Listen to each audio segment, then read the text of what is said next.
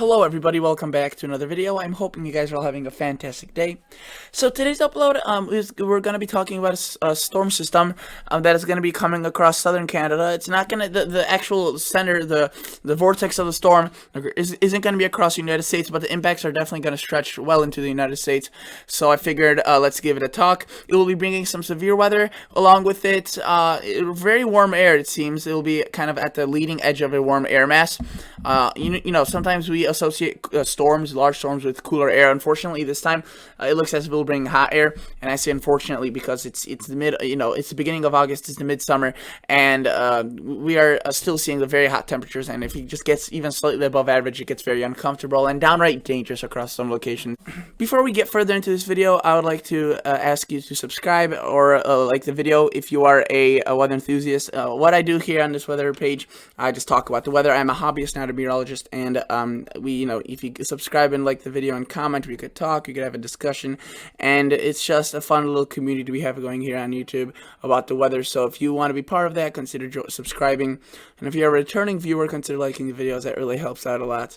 And obviously, thank you and so much for clicking on this video, and let's enjoy watching this video. And if you're not, feel free to click off, obviously. But let's take a look at the GFS, and notice how I have the whole North American continent displayed here.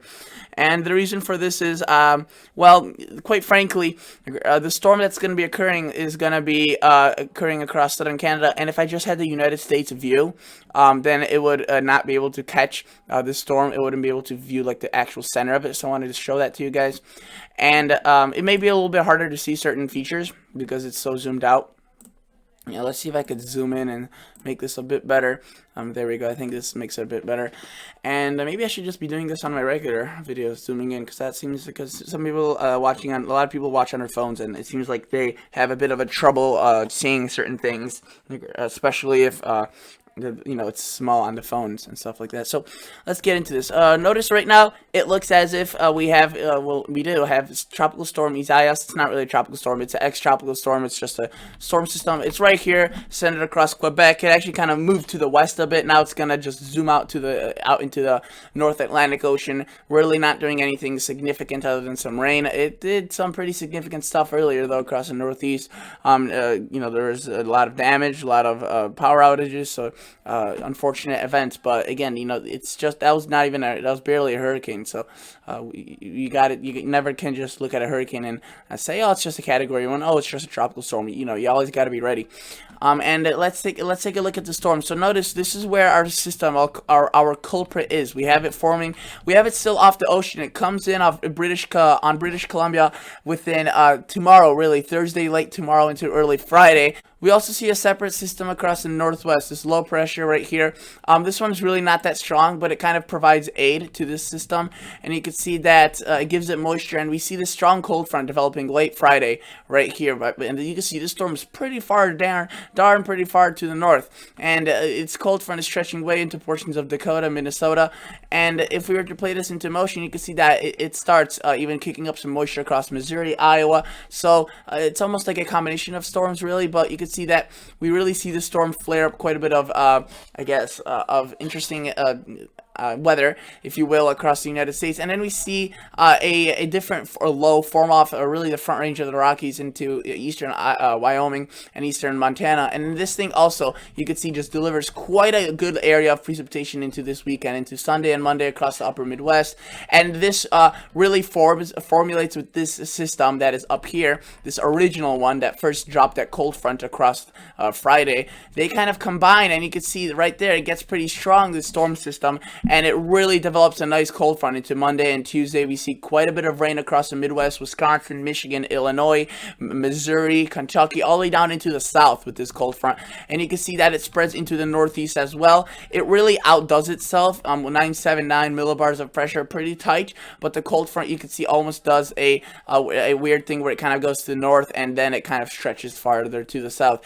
And again, like I said earlier, this is unfortunately not going to bring a lot of cool weather. like we would hope. This is actually just going to bring quite a bit of, again, apologize about the chair. I do need to get that fixed, and I keep laying it off, but, you know, some things just you're really reluctant to do, and this is one of the things I am reluctant about, but again, I do apologize. Notice this storm really does though fall apart, and then it moves toward Greenland, and it actually delivers some snow. It's not, you know, unusual to see snow at this time of the year over there, and we just get left with a lot of showers and scattered bands, if you will, across the rest of the United States. But again, this storm system definitely powerful, impactful, especially across the Great Lakes and into the Michigan. Let's go back to the U.S. region, and I want to show you some more details now across, you know, what's going to be occurring across the United States versus, I guess, the whole continent view. So let's go to the total accumulated precipitation. Let's just see how much falls. You can see through hour 150, really not that much rain. It's really not that significant.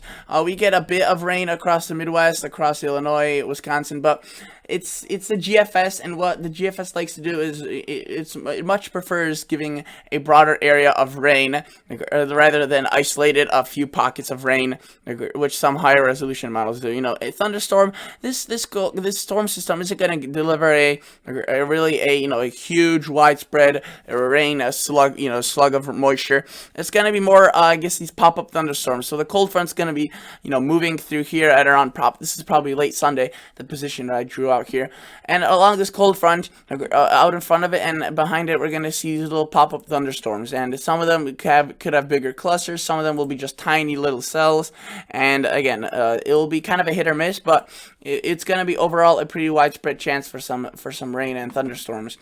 And if we were to look through the next 384 hours, you can see much more precip comes through. So it looks as if there's going to be plenty more occasions. Not an awfully wet pattern, not too awfully wet, really, especially the more west you go, it looks more dry. But notice we have a little bit of rain across Colorado and New Mexico, so that's definitely going to provide a bit of much needed rain across those areas, as they have been very dry and they are in a drought right now.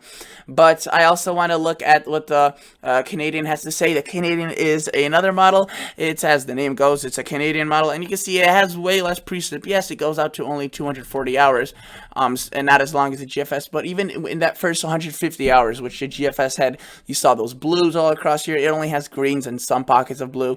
Again, the Canadian isn't really the best model to predict this type of stuff, but you can see that there are different opinions on this, and we still got to factor it in. Let's look at the GFS Para. This is kind of like the parallel model. It's supposed to, I guess, overtake the operational GFS after a time, kind of like we had with the FV3 GFS a couple of years back.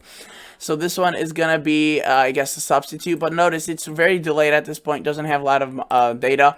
As it says right here, maybe it may arrive later or be missing, and you can see it has quite a bit of a different outcome, but again, it's definitely generally supporting the same trend where it's wetter across the east and drier across the west.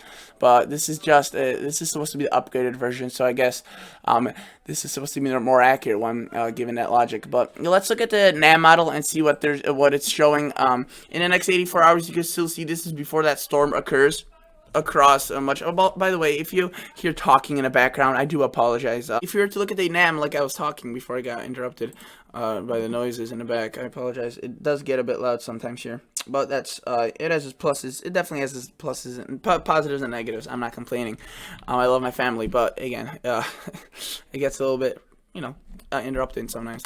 Notice the NAM really doesn't include a lot of precipitation, and that makes sense because prior to Sunday, there's the only area that's going to see rain is possibly the southeast with some pop-up thunderstorms, a few areas across the Midwest, and that cold front, the first phase of that cold front across the Dakotas. And we could actually take a look at that a little bit closer, since that seems the most closest out, and it seems like the biggest threat for severe weather, way bigger threat than what's happening in the southeast. What's happening in the southeast, really, the pop-up thunderstorms don't really typically turn severe. While if you have more support from like a system like a bigger storm, you could see you could easily get like a line of thunderstorms that could be disruptive, and they could travel for a long time.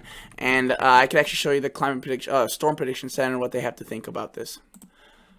So notice that we have a slight risk of severe thunderstorms for today or tonight, and that is really across the front range of the Colorado Rockies, the eastern side of Colorado. And if we were to take a closer look, you could see that on Friday we have a marginal, on Thursday we have a marginal. Usually, by the time we get to the actual event occurring within like 24 to 14 hours, they usually upgrade this to what it's going to be. So this is probably going to turn into a slight, especially the Friday one.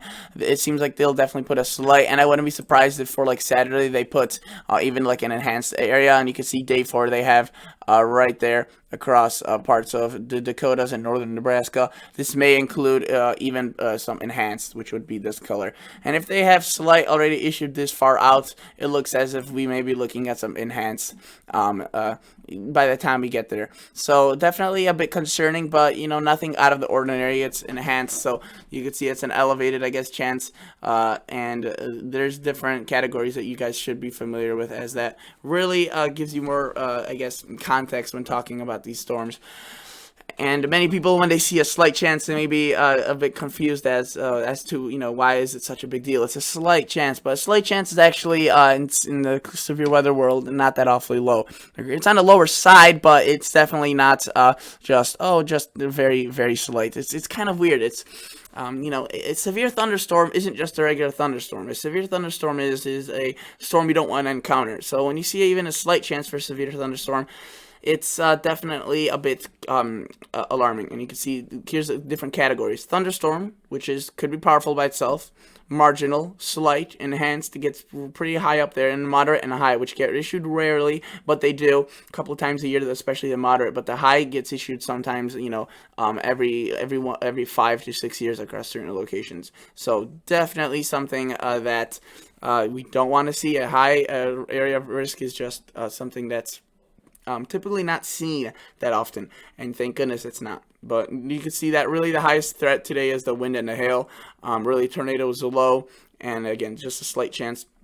But we'll definitely see more of this if this storm holds itself together and brings more severe weather. I want to look at the European model. I would show you the North American continent, except unfortunately there's no option like this on this model.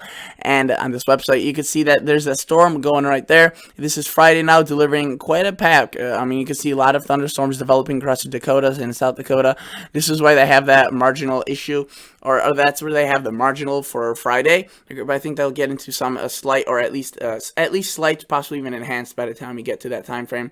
And then this is for the Saturday. You can see for Saturday mainly the bigger threats right here across Iowa and Minnesota, according to the European. Definitely possibly seeing some thunderstorms right here though across the North Dakota, South Dakota area. But if we were to put this into motion further, you could see that we have a secondary cold front that trails behind it, and that could also deliver quite a packful punch again into the Monday, Tuesday area, or time frame, Monday, Tuesday time frame into the Illinois, Indiana, Wisconsin, Michigan area. And you can see it really kind of does develop nicely as it goes into the northeast. Some nice showers, scattered thunderstorms. Like if they really don't need much rain, but you can see that they do. And the European also puts out quite a few more storms possibly in the longer range. So definitely quite a bit of stuff to keep your eyes on. But as of today, that's it. Hopefully you guys enjoyed. Hopefully you learned something new. And I'll see you guys in the next episode. See ya. Bye.